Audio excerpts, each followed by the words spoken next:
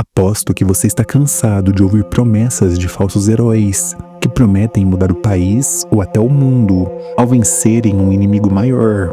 Mas adivinhe só, esse inimigo também se acha um herói. E em meio a essa guerra, eu, você e a maioria das pessoas de bem somos os que mais se machucam em meio ao fogo cruzado. Mas existe um personagem que encontrou uma solução para isso. Em um mundo cheio de heróis, ele trilhou um caminho impossível e nos mostrou a única forma de realmente unir as pessoas. Em Code Geass, acompanhamos a história de Lelouch, um príncipe exilado que vive escondido no Japão com sua irmã Nanali, que é paraplégica e cega. Porém, nesse mundo, o Japão agora é conhecido como Área 11 e é apenas uma colônia do Império de Britânia, de onde Lelouch veio. Imagine a Britânia como se os Estados Unidos fosse agora uma monarquia que dominou toda a América e estivesse em busca da dominação mundial. Qualquer semelhança com um futuro próximo é mera coincidência. Ou será que não? Agora, diferente de um herói clássico que lutaria por justiça e pelo fim desse império, Lelouch tem apenas duas metas: se vingar do seu pai, o rei, que foi responsável por exilar ele e a irmã para o Japão, além de ser também o maior suspeito pela morte de sua mãe. Além disso, ele quer construir um lugar onde sua irmã possa viver feliz.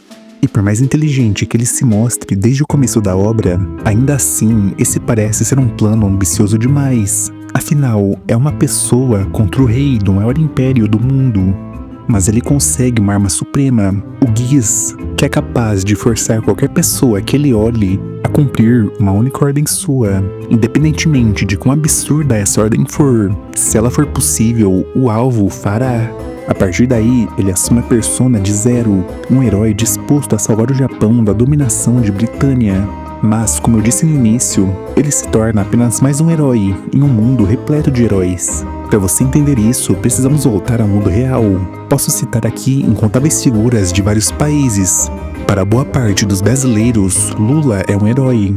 Para outra parte, Bolsonaro é um herói.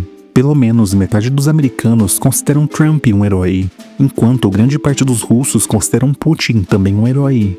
Não quero entrar no mérito de quem está certo ou errado, até porque essa não é uma discussão simples, mas percebe que todo herói também é o vilão e todo vilão é herói para muitos. É isso que acontece em Code Geass.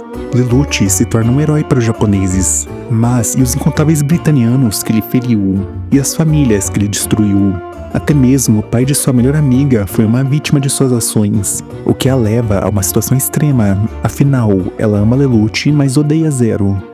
Zero inicialmente se torna apenas mais um símbolo de divisão, apenas mais uma força que faz as pessoas se odiarem. Seria isso suficiente para mudar o mundo? Em vários momentos, Lelouch se encontra próximo de desistir. O fardo se torna pesado demais para suportar, e ele sempre tem a opção de voltar aos seus amigos e viver uma vida comum. Mas sempre existe um lembrete de tudo que ele perdeu. Nanali, sua irmã, não é apenas uma justificativa para ele seguir em frente, mas também um lembrete do que ele ainda tem a perder. Mesmo que tudo tenha sido tirado dele, sua irmãzinha continua lá.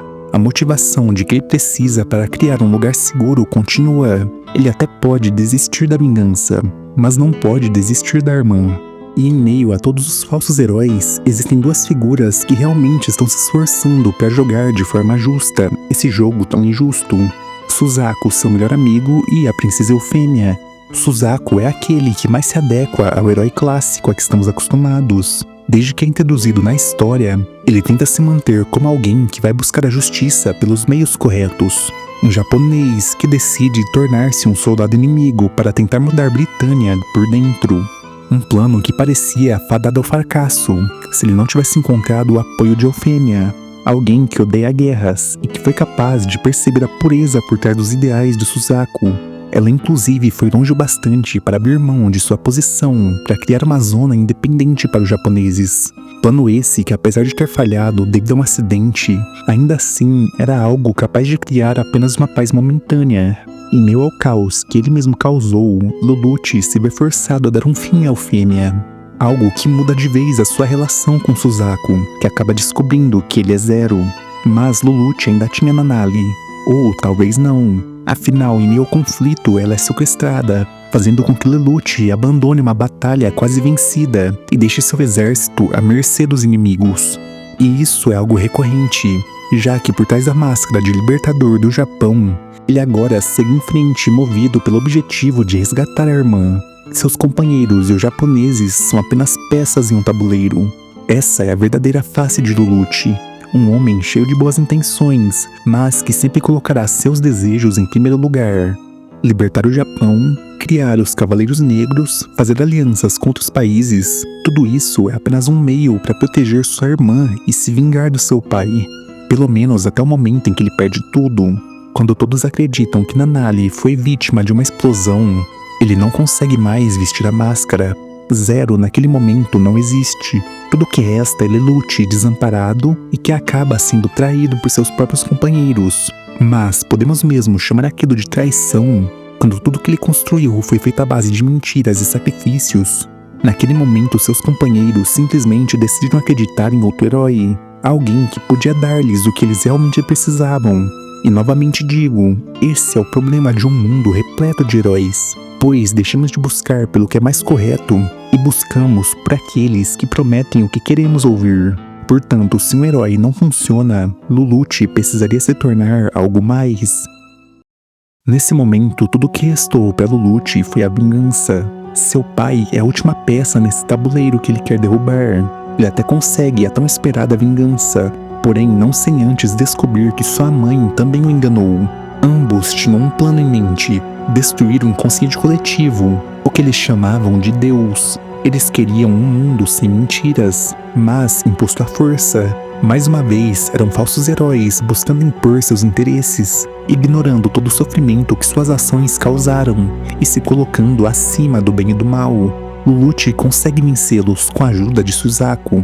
Mas, mesmo sem um rei, Britânia continuava perigosa. O mundo continuava dividido, e um mundo dividido faria o sacrifício de todas as vítimas de Zero ser em vão. Ironicamente, a decisão que ele toma é de se tornar o rei, destruir e controlar todos aqueles que ele considera perigosos. E, como ele mesmo diz, derramar muito sangue nesse processo.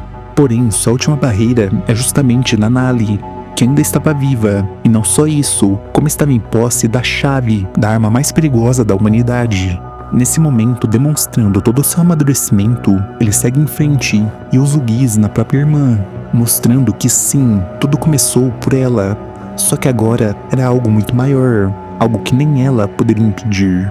Após essa vitória, ele se torna o maior vilão do mundo, odiado por todas as ações, e nesse momento, quando os olhos de todos estão voltados para a mesma direção, quando todo ódio toma a aparência de uma única pessoa, um herói surge. Suzaku, vestindo a máscara de Zero, surge para salvar o mundo do Imperador Maligno. E então é revelado que esse era o plano deles, o Requiem de Zero. Foi essa a resolução que eles chegaram após vencer o rei. As pessoas querem o futuro, mas para isso é necessário destruir todas as diferenças e o ódio que está vinculado ao passado. E essa foi a única forma que eles encontraram de fazer isso. Quando escrevo que ele é um vilão que o mundo precisa e não um herói, é justamente por isso. Ele foi capaz de fazer todas as escolhas que seriam mais difíceis para ele. Atuar como um vilão, causar ainda mais estragos. Ele sabia de todo o sangue que ele tinha nas mãos. Ele sabia que merecia ser castigado por isso, e mesmo assim seguiu em frente em direção ao maior castigo possível, sem pensar duas vezes. Enquanto isso, eu te faço um convite para observar as pessoas que você considera heróis, e te faço uma pergunta: que sacrifícios eles estão fazendo por você? Quais decisões difíceis eles estão dispostos a tomar? Eles buscam o que é certo, ou apenas o que garante popularidade? Se os heróis de hoje não são dignos de passar nesse teste, realmente estamos precisando de vilões. Se gostou do vídeo, por favor, não se esqueça de se inscrever no canal e deixar um like para mostrar pro YouTube que você valoriza esse conteúdo. Mas, antes de ir, sabia que existe um outro personagem que representa muito bem essa divisão entre herói e vilão? Light Yagami é um outro lado dessa história. Alguém que também andou nessa linha tênue entre o bem e o mal. Quer saber mais sobre isso? Clica no vídeo que está aparecendo aí na tela e vamos conversar um pouco sobre esse personagem incrível. Te vejo lá.